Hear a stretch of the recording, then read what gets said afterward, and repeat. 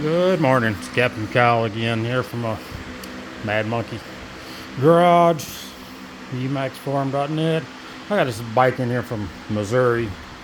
Been to, been to two different places to get carburetors done. They're still not right. But as soon as I got here, I looked in the tank. I can't believe nobody else looked at this, and I don't know if you can. I really don't think my flashlight's bright enough to see all the way down in there or get the effect. Hang on a second. Anyway, here we go. That's what I was getting at. Look at the bottom of this tank. It's just solid rust floating around down in here. It's there you go. There's a better angle of it. So we're gonna pull this tank out before we do anything. Get this tank cleaned out because this probably had a lot of its problem. People are probably doing carbs and not messing with this, and it's all going right back through the system. The fuel filter only catches so much of it. So we're gonna pull this tank out here. First thing I'm gonna do is undo all those. I like to take the back fender off to get it out of the way. Bear with me a second here. So I'm gonna undo all these wires. Might take me a second to get the camera on it. I take the fender off, just makes it easier, more room you get in the tank out. Unplug all these wires to the fender. And they're all color coded, so you don't have to mark them. They all just follow the colors when you're putting them back on. So that's simple enough.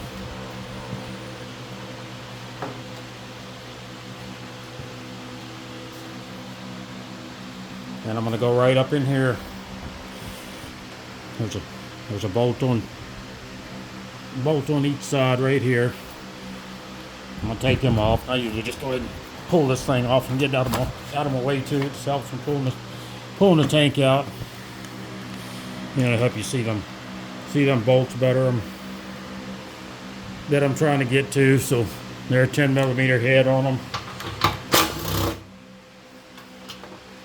I have a rubber underneath them. There's also a rubber underneath here you have to watch out for. It's gonna, when you put it back in. I'm gonna take both of them out. Go ahead and take my 10mm out back here. Just holding the back of the fender up. Or the center of the fender. I'll take them out.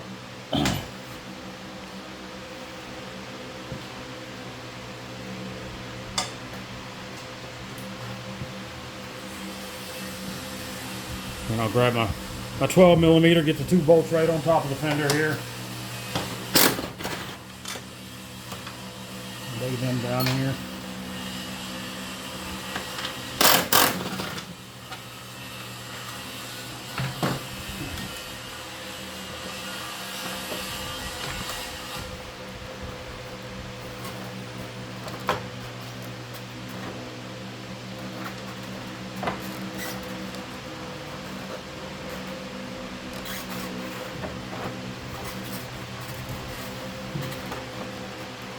Usually just pulls right off here. These wires are a little bit stuck on this one in here. That's alright. There we go.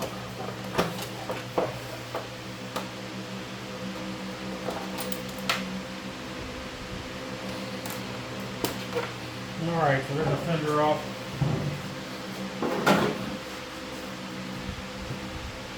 So once you have the fender off and these two bolts over here, over here, we're going to move around to the other side here. I'm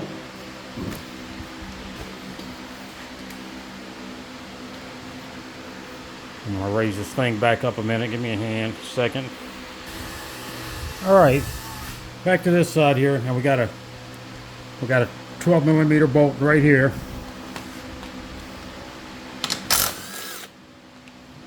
Yank that out, lay it down here. And down here on the foot peg bracket, if we can see this good, we got 4 10mm bolts. Got one here, one here, one here, one here. This one has one missing down here already. So we're going to take all them out.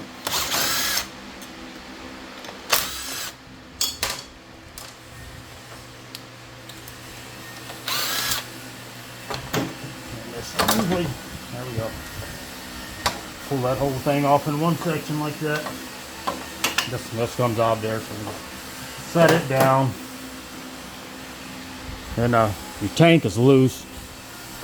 I like to go ahead and undo my lower shock bolts down here just to lower the swing arm and give me just a little bit more room pulling that tank. These shock bolts down here are 17 millimeter.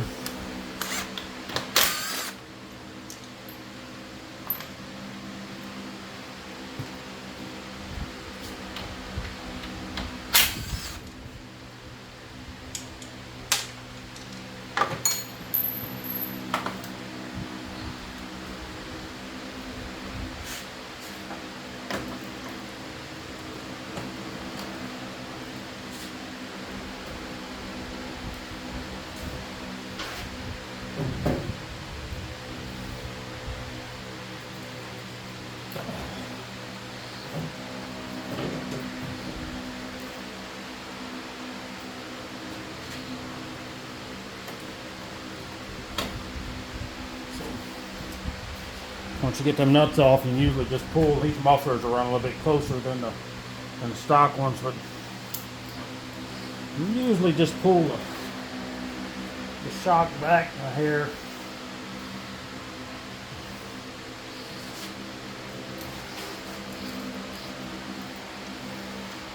I said usually. All right, so I pulled them shocks loose. Drop that swing arm down, just give me a little more room.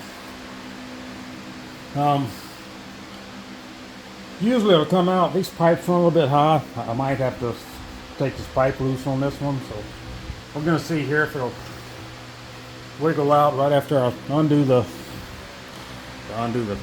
fuel lines up here. So give me a second, I'm gonna undo them. Alright, so I didn't record this. So undone the fuel line here, pull the fuel filter out of its holder so it won't be in the way.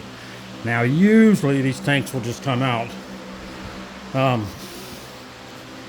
Like I said, I don't think I've done one with this particular set of pipes, so I might end up having to stop and remove this pipe or let it drop down. But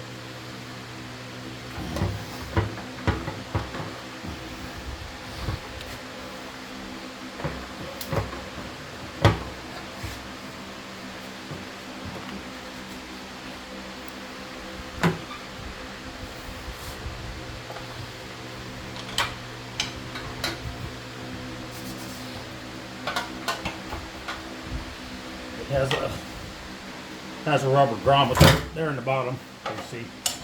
All right. This goes up over the frame here, kind of stays in place.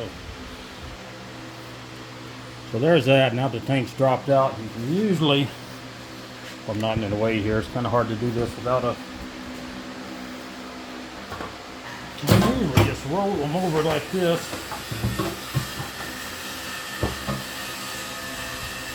Usually, I said. And pull them out the side. We're going to run a little muffler problem and shock problem on this one. In a second, I'm going to go ahead and pull off this shock. All right, I got that shock out of my way, but like I said, I'm not sure if this one's going to. All right, so that shock's out of your way. I forgot to undo the sender over here. It's right over here on the other side under the side cover. So just 2 wires. And that's really all there is to getting the tank out of one of these. I skipped the back wheel removal because I already have a video of that. So if you want to see the whole process, watch the back wheel removable. You don't have to watch it. And after you watch it, then you can come over here and watch this one. And that's how you get the tank out. So there's not a whole lot to it. If I wasn't videoing it, probably would have took me, 5 minutes instead of this 10-minute video. But hope this helps some of y'all out, and I'll talk to y'all later. Have a good day.